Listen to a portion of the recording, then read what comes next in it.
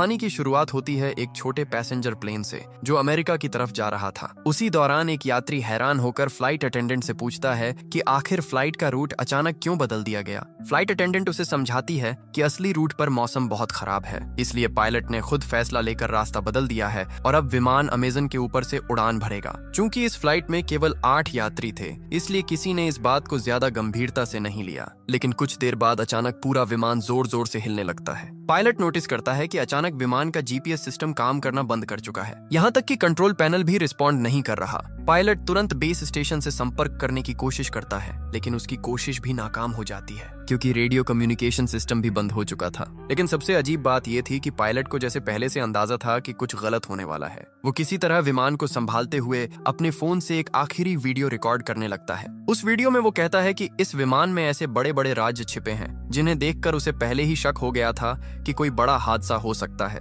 अब विमान तेजी से नीचे गिरने लगता है। सामने घना जंगल और ऊंचे पहाड़ दिखाई दे रहे थे। पायलट किसी तरह पेड़ों की शाखाओं का इस्तेमाल करके विमान की स्पीड कम करने की कोशिश करता है ताकि क्रैश का असर थोड़ा कम हो जाए। कई किलोमीटर तक घसीटने के बाद आखिरकार विमान रुक जाता है। यहाँ मौजूद लगभग सभी यात्री जिंदा बच जाते हैं, लेकिन फ्लाइट अटेंडेंट जिसने सीट बेल्ट नहीं पहनी थी वो मौके पर ही मर जाती है। अब सभी यात्री घबराकर एक दूसरे से चर्चा करने लगते हैं कि आखिर अब उन्हें क्या करना चाहिए। वो लोग पहले ये कंफर्म करते हैं कि फ्लाइट अटेंडेंट के अलावा किसी को कोई गंभीर चोट नहीं आई। इसके बाद 2 यात्री जल्दी से कॉकपिट में जाकर पायलट की हालत देखने लगते हैं, लेकिन वहाँ का दृश्य देखकर वो दंग रह जाते हैं। कुछ पेड़ों की बड़ी शाखाएं पायलट के सीने के आर पार हो चुकी थीं, फिर भी वो किसी तरह जिंदा था। दोनों यात्री धीरे धीरे सीट हटाने की कोशिश करते हैं ताकि पायलट ठीक से सांस ले सके। तभी अचानक विमान के बाहर आग लगने की आवाज आती है। सभी यात्री तुरंत विमान से बाहर निकल जाते हैं और आग बुझाने की कोशिश करने लगते हैं, क्योंकि अगर पूरा विमान जल गया तो रेस्क्यू टीम आने तक वो लोग रहेंगे कहाँ। कुछ समय बाद हालात थोड़े शांत होते हैं। अब सभी 8 यात्री एक साथ बैठकर समझने की कोशिश करते हैं क्या आखिर रूट बदलने के बाद वो अमेज़न के किस हिस्से में आ गए।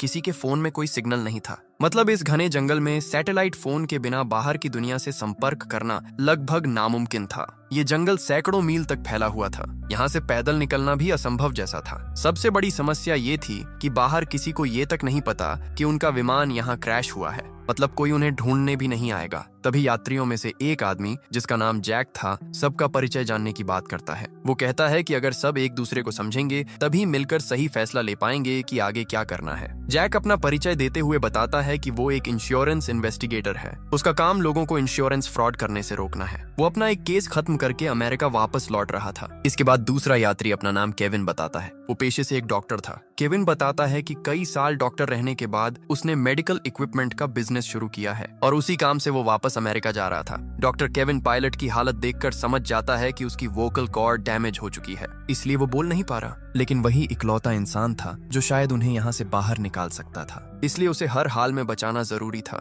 इसके बाद तीसरी यात्री अपना नाम क्रिस्टी बताती है। वो कहती है कि उसे दुनिया घूमना पसंद है और वो अपने ट्रैवल वीडियो सोशल मीडिया पर पोस्ट करती है, लेकिन जब उससे उसके अतीत के बारे में पूछा जाता है तो वो कुछ भी बताने से मना कर देती है। चौथा यात्री था कार्लोस। वो एक रेसलर था और मूल रूप से मेक्सिको का रहने वाला था। वो एक फाइटिंग प्रतियोगिता में हिस्सा लेने अमेरिका जा रहा था। इसके बाद एक युवा कपल अपना परिचय देता है। उनका नाम था डैनी और एमी। वो बताते हैं कि उनकी हाल ही में शादी हुई है और वो हनीमून के लिए अमेरिका जा रहे थे। आखिर में बचते हैं एक मिडिल एज कपल, डेविड और लीसा। वो अमेरिका के एक छोटे शहर में होटल चलाते थे, लेकिन डेविड की हार्ट सर्जरी के लिए वो बाहर जा रहे थे। इस तरह सभी लोग एक दूसरे के बारे में थोड़ा बहुत जान लेते हैं। अब उनके साथ था घायल पायलट जो बोलने की हालत में नहीं था। तभी जैक सबको सुझाव देता है कि सबसे पहले विमान में बचा सारा खाना और पानी इकट्ठा करके राशन की तरह बांटना चाहिए, ताकि उन्हें पता चल सके कि वो कितने दिन तक जिंदा रह सकते हैं। वो लोग चेक करते हैं और पता चलता है कि खाना और पानी ज्यादा से ज्यादा 3 दिन तक चल सकता है। इसके बाद जैक कहता है कि अगर बारिश या तूफान आया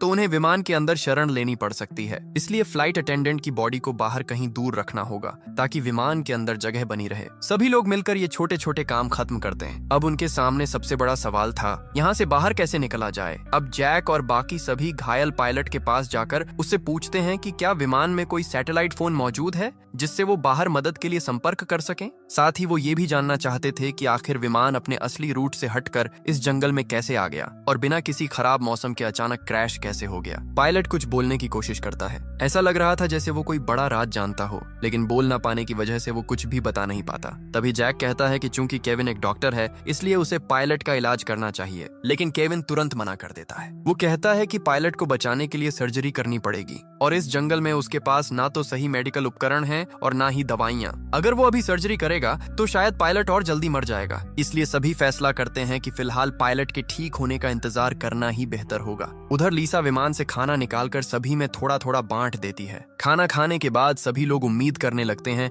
कि शायद वो यहाँ से बाहर निकल पाएंगे। तभी क्रिस्टी पास के एक ऊंचे पहाड़ की तरफ देखते हुए कहती है कि शायद अगर वो लोग ऊपर चढ़ जाएं तो किसी फोन में सिग्नल आ सकता है, इसलिए उन्हें वहां जाकर कोशिश करनी चाहिए। लेकिन तब तक शाम हो चुकी थी, इसलिए सभी तय करते हैं कि अगली सुबह वो पहाड़ की तरफ जाएंगे। तभी पायलट की हालत अचानक और खराब होने लगती है, यहाँ तक कि केविन जो अब तक कुछ नहीं कर रहा था वो भी समझ जाता है कि अगर कुछ नहीं किया गया तो पायलट वैसे ही मर जाएगा। इसलिए वो रिस्क लेने का फैसला करता है। केविन कहता है कि वो इसी हालत में किसी तरह पायलट की सर्जरी करने की कोशिश करेगा। अब वो बचेगा या नहीं ये उसकी किस्मत पर निर्भर करेगा। केविन की बात मानकर बाकी लोग विमान से जरूरत का सामान ढूंढ कर लाते हैं। वो लोग एक सब्जी काटने वाला चाकू, शराब और बाकी छोटी मोटी चीजें इकट्ठा करते हैं जो सर्जरी में काम आ सकती थीं। अब डॉक्टर केविन बिना एनेस्थीसिया के सर्जरी शुरू करता है। दर्द की वजह से पायलट बुरी तरह तड़पने लगता है, लेकिन सौभाग्य से सर्जरी उम्मीद से बेहतर होती है। सर्जरी खत्म होने के बाद केविन बताता है कि अगर पायलट रात भर आराम करे तो शायद सुबह तक उसकी हालत बेहतर हो जाएगी। लेकिन किसी को अंदाजा नहीं था कि रात में उनके साथ क्या होने वाला है। रात के समय जब सभी लोग बाहर सो रहे थे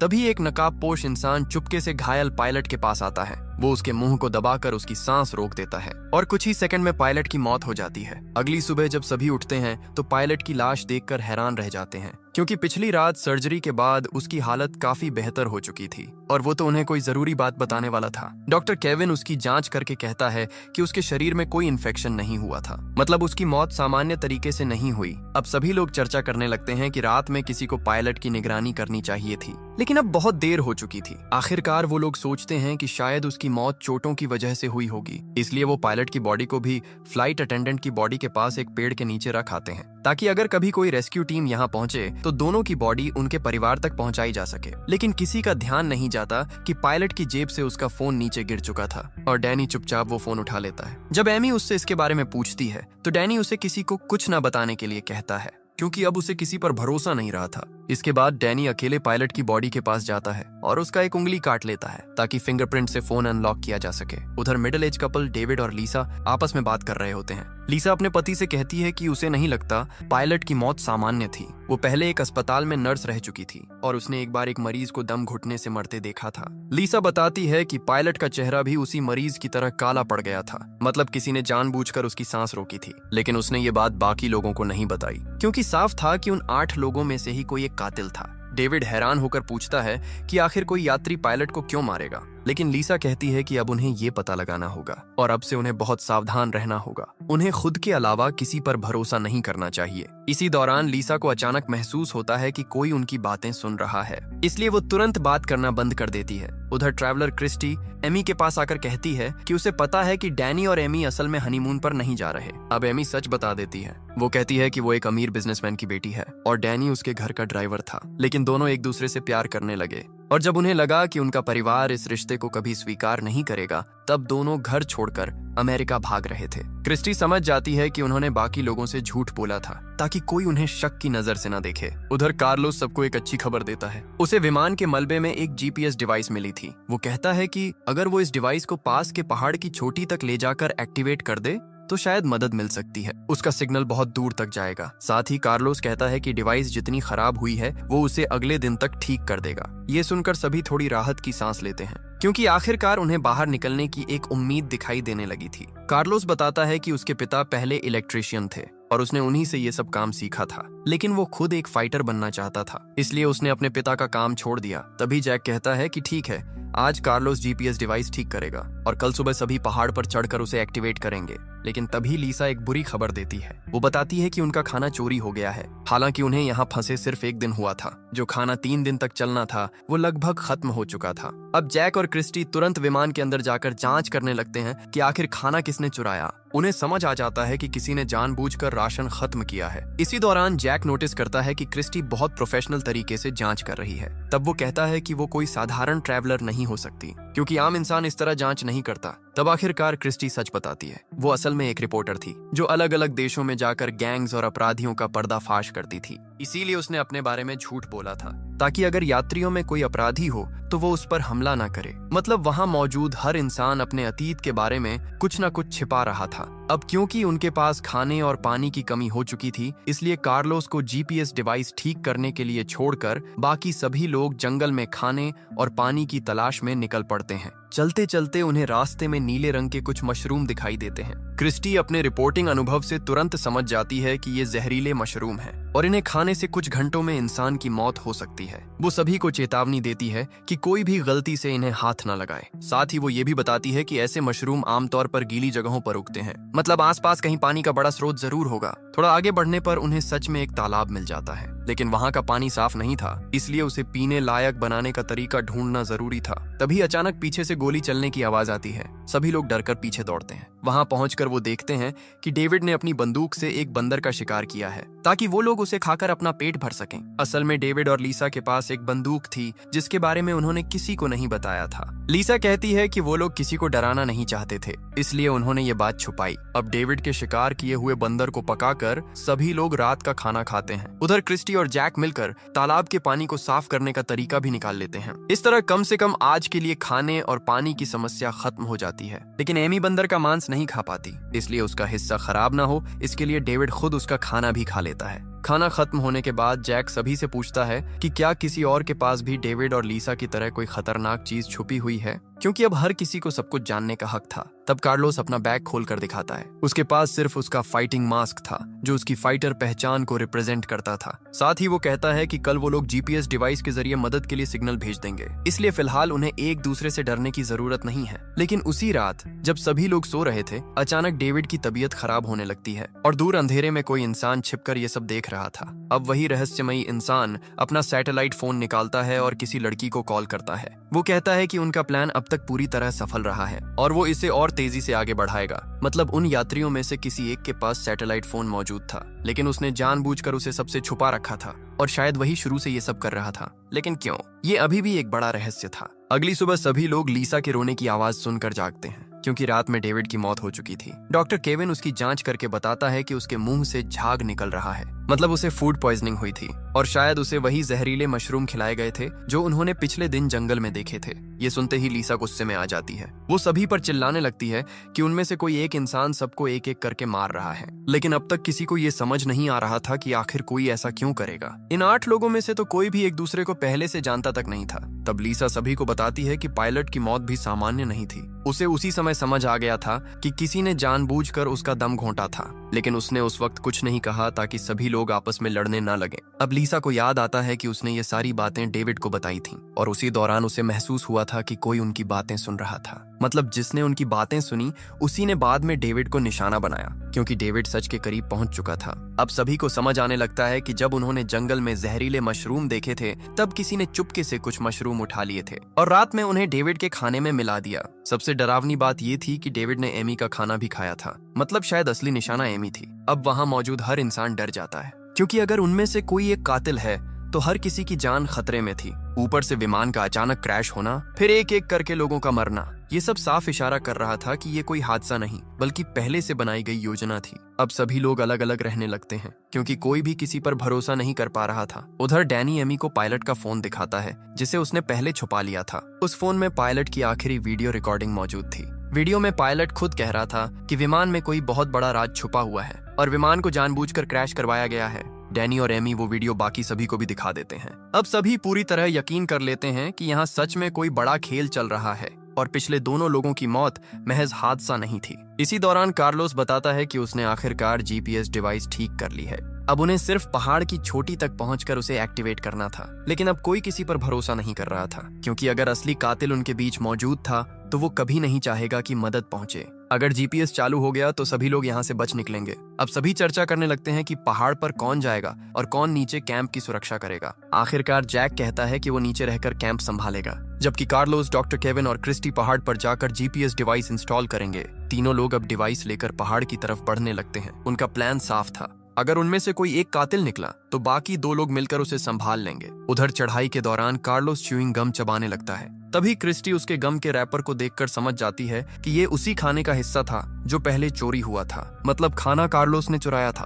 अब क्रिस्टी के मन में शक पैदा होने लगता है कि शायद वही असली कातिल भी हो सकता है, लेकिन वो अभी किसी को कुछ नहीं बताती। वो चुपचाप कार्लोस पर नजर रखने लगती है। साथ ही सावधानी के लिए वो जीपीएस डिवाइस भी कार्लोस से लेकर खुद संभाल लेती है, क्योंकि उसे डर था कि कहीं कार्लोस डिवाइस को नुकसान न पहुंचा दे। अब तीनों धीरे धीरे पहाड़ की चोटी की तरफ बढ़ते रहते हैं। कई घंटों की मुश्किल चढ़ाई के बाद आखिरकार वो लोग ऊपर पहुंच जाते हैं। लेकिन तभी अचानक क्रिस्टी का पैर फिसल जाता है और वो पहाड़ के किनारे से नीचे लटक जाती है। सबसे खतरनाक बात ये थी कि जीपीएस डिवाइस भी किनारे के पास गिर चुकी थी। अगर वो डिवाइस नीचे गिर जाती तो यहाँ से बाहर निकलने की उनकी आखिरी उम्मीद खत्म हो जाती। इसलिए अपनी जान जोखिम में डालकर क्रिस्टी सबसे पहले डिवाइस पकड़ लेती है। उधर कार्लोस और केविन अपनी जान की परवाह किए बिना क्रिस्टी को ऊपर खींचने लगते हैं और आखिरकार वो दोनों मिलकर क्रिस्टी और डिवाइस दोनों को बचा लेते हैं। इस घटना के बाद तीनों के बीच थोड़ा भरोसा बनने लगता है, क्योंकि अगर उनमें से कोई कातिल होता तो वो आसानी से बाकी लोगों को मरने के लिए छोड़ सकता था, लेकिन उन्होंने एक दूसरे की जान बचाई।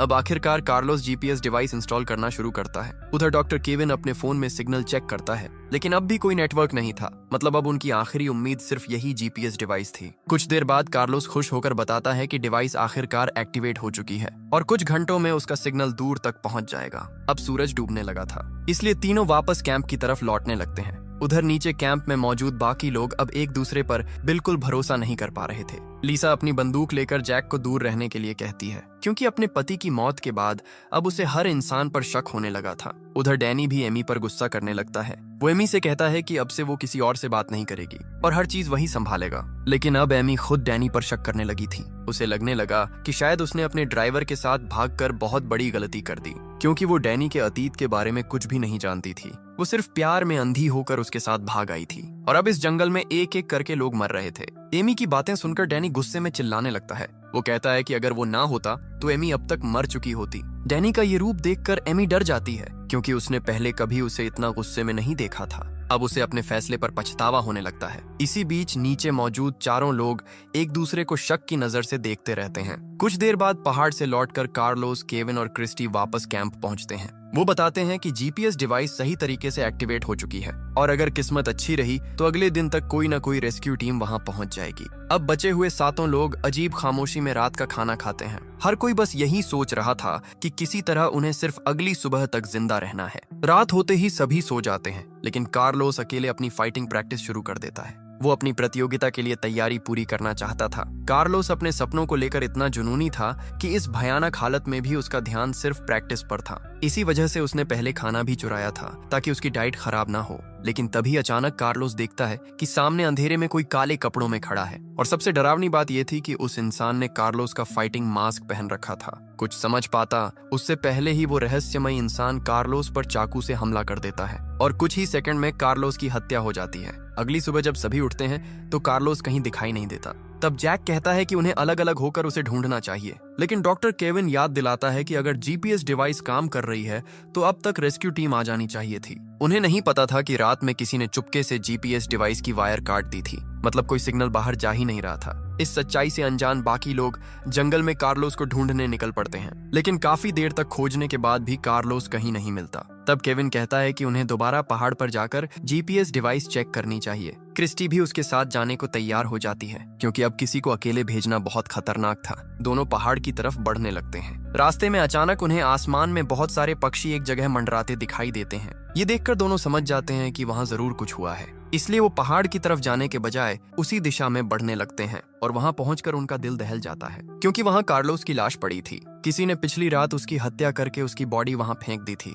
अब केविन और क्रिस्टी वापस कैंप लौटते हैं और बाकी लोगों को बताते हैं कि उन्होंने एक और साथी खो दिया है। अब सभी का शक सीधे डैनी और एमी पर जाने लगता है, क्योंकि पिछली रात कार्लोस उन्हीं दोनों के सबसे पास सोया था। हालांकि डैनी समझाने की कोशिश करता है कि वो ऐसा क्यों करेगा, लेकिन अब हर किसी के दिमाग में एक ही सवाल घूम रहा था, अगर उनमें से कोई एक कातिल है तो आखिर उसका मकसद क्या है? वो एक एक करके सबको क्यों मार रहा है? तभी लिसा बताती है कि पिछली रात उसकी बंदूक की सारी गोलियां चोरी हो गईं। उसके पास अब सिर्फ एक आखिरी गोली बची थी जो उसकी जेब में थी। ये सुनकर केविन कहता है कि जब उसने डैनी का इलाज किया था तब उसने उसकी पीठ पर एक टैटू देखा था, और ऐसा टैटू आमतौर पर गैंग के लोग बनवाते हैं, मतलब डैनी किसी गैंग से जुड़ा हो सकता है। ऊपर से एमी भी उसके अतीत के बारे में कुछ नहीं जानती थी, इसलिए शक और बढ़ जाता है। लेकिन डैनी कहता है कि वो टैटू उसने खुद नहीं बनवाया था, उसे झूठे केस में जेल भेजा गया था और वहां गैंग के लोगों ने जबरदस्ती उसके शरीर पर वो टैटू बना दिया। वो कहता है कि जेल से निकलने के बाद उसने अपनी जिंदगी बदलने की कोशिश की और तभी उसे एमी के घर ड्राइवर की नौकरी मिली। वहीं उसे एमी से प्यार हो गया।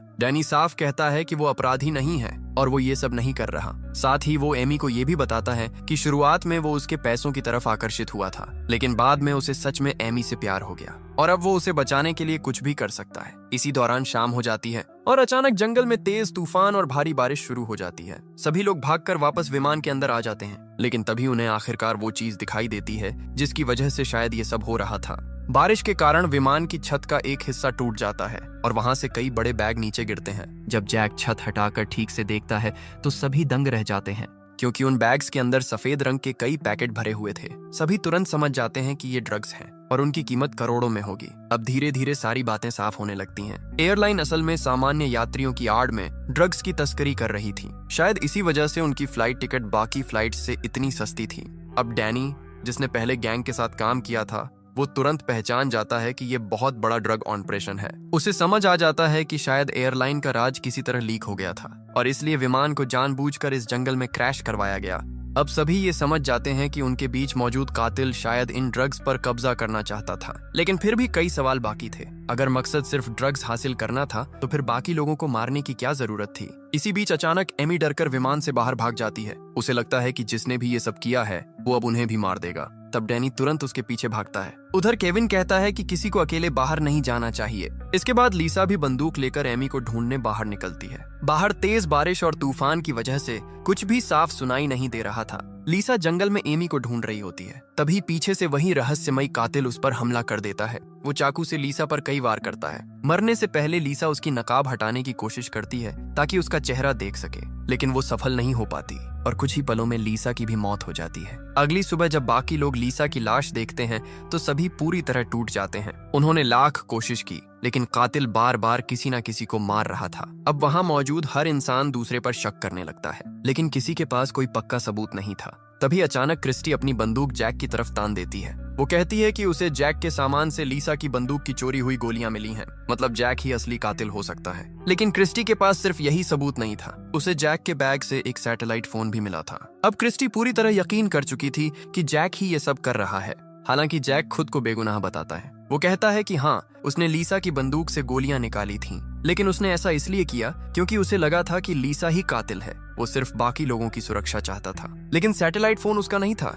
जैक कहता है कि असली कातिल ने ही उसे फंसाने के लिए वो फोन उसके बैग में रखा है। तभी केविन जल्दी से कहता है कि उन्हें उस सैटेलाइट फोन से तुरंत मदद मांगनी चाहिए, लेकिन क्रिस्टी बताती है कि वो पहले ही कोशिश कर चुकी है। फोन में एक पासवर्ड लगा हुआ है और बिना पासवर्ड के वो इस्तेमाल नहीं हो सकता। अब क्योंकि फोन जैक के बैग से मिला था, इसलिए सभी को लगता है कि पासवर्ड सिर्फ जैक को ही पता होगा। लेकिन जैक बार बार कहता है कि फोन उसका नहीं है और उसे कोई पासवर्ड नहीं पता। अब डैनी गुस्से में जैक पर हमला कर देता है, लेकिन केविन उसे रोकते हुए कहता है कि अगर उन्होंने जैक को मार दिया तो फिर फोन कभी अनलॉक नहीं होगा और तब वो लोग यहाँ से बाहर नहीं निकल पाएंगे। इसलिए फिलहाल जैक को जिंदा रखना जरूरी था। इसके बाद वो लोग जैक को बांध देते हैं। अब बचे हुए 4 लोग फैसला करते हैं कि किसी को जैक से सच उगलवाना होगा और आखिरकार ये जिम्मेदारी डॉक्टर केविन को दी जाती है। केविन जैक के पास जाकर एक बार फिर उससे पासवर्ड पूछता है, लेकिन जैक फिर वही कहता है कि उसे कुछ नहीं पता। अब मजबूर होकर केविन उसे टॉर्चर करना शुरू कर देता है। वो उसके नाखून उखाड़ने लगता है। उधर उसी समय क्रिस्टी, डैनी और एमी पहाड़ पर लगे जीपीएस डिवाइस को चेक करने निकलते हैं। वहां पहुंचकर वो लोग देखकर दंग रह जाते हैं, क्योंकि किसी ने जीपीएस डिवाइस की वायर निकाल दी थी।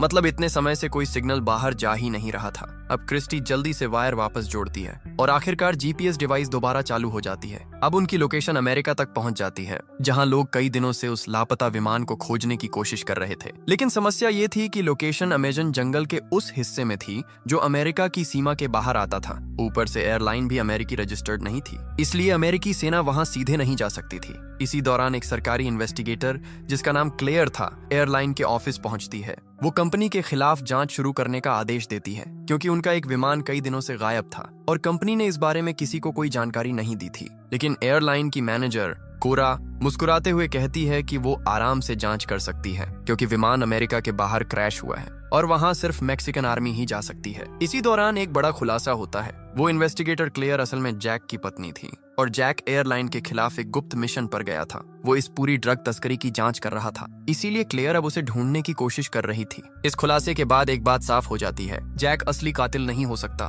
लेकिन जंगल में मौजूद बाकी लोग अभी भी उसी पर शक कर रहे थे। उधर जंगल में क्रिस्टी अकेले जैक के पास आती है। अब उसे भी लगने लगा था कि शायद जैक को फंसाया जा रहा है। जैक उसे समझाता है कि अगर वो सच में कातिल होता तो वो सिर्फ गोलियां नहीं बल्कि पूरी बंदूक चुरा लेता और फिर बाकी लोगों को आसानी से मार सकता था, लेकिन उसने ऐसा नहीं किया। क्रिस्टी को उसकी बात सही लगती है, इसलिए वो चुपचाप जैक की रस्सियां खोल देती है और उसे वहां से भाग जाने के लिए कहती है, ताकि बाकी लोग उसे दोबारा टॉर्चर ना कर सकें। अगली सुबह जब बाकी लोग देखते हैं कि जैक गायब है तो वो हैरान रह जाते हैं। क्रिस्टी ऐसे व्यवहार करती है जैसे उसे कुछ पता ही ना हो, लेकिन डैनी और एमी डर जाते हैं, क्योंकि अगर जैक सच में कातिल हुआ तो अब वो आजाद था और वो किसी से भी बदला ले सकता था, खास तौर पर केविन से, जिसने पिछली रात उसे बुरी तरह टॉर्चर किया था। अब केविन खुद डरने लगता है। तभी डैनी फैसला करता है कि वो एमी को लेकर बाकी लोगों से अलग हो जाएगा, क्योंकि अब उसे किसी पर भरोसा नहीं था। लेकिन क्रिस्टी उसे समझाने की कोशिश करती है। वो कहती है कि अगर सभी अलग अलग हो गए तो असली कातिल के लिए लोगों को मारना और आसान हो जाएगा।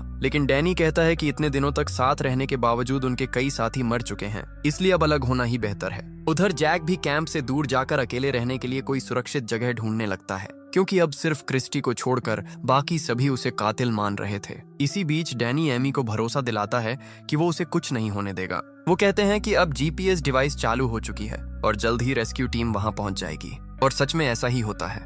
मैक्सिकन आर्मी को आखिरकार उनका सिग्नल मिल जाता है। अब सेना की एक टीम हेलीकॉप्टर लेकर अमेजन जंगल की तरफ रवाना हो जाती है। उधर जंगल में डैनी और एमी एक साथ बैठे हुए थे, जबकि बाकी लोग अलग अलग दिशाओं में चले गए थे। तभी अचानक पूरे जंगल में कई गोलियों की आवाज गूंजती है। ये आवाज सुनकर बाकी सभी लोग तेजी से वापस कैंप की तरफ दौड़ते हैं, लेकिन वहां पहुंचकर उनके होश उड़ जाते हैं, क्योंकि डैनी और एमी दोनों जमीन पर पड़े थे। किसी ने पीछे से गोली मारकर दोनों की हत्या कर दी थी। अब जंगल में सिर्फ 3 लोग बचे थे, क्रिस्टी, डॉक्टर केविन और जैक। तीनों एक दूसरे को शक भरी नजरों से देखने लगते हैं, क्योंकि अब साफ था कि असली कातिल इन्हीं 3 लोगों में से कोई एक है, वही इंसान जिसने शुरू से एक एक करके सबको मारा। उधर दूसरी तरफ सेना का हेलीकॉप्टर भी धीरे धीरे उसी लोकेशन की तरफ बढ़ रहा था। आगे की कहानी में और भी बड़े ट्विस्ट सामने आएंगे, जहां पता चलेगा कि असली कातिल कौन है और आखिर इस पूरे प्लेन क्रैश के पीछे असली मास्टरमाइंड कौन था। बाकी कहानी देखेंगे अगले पार्ट में।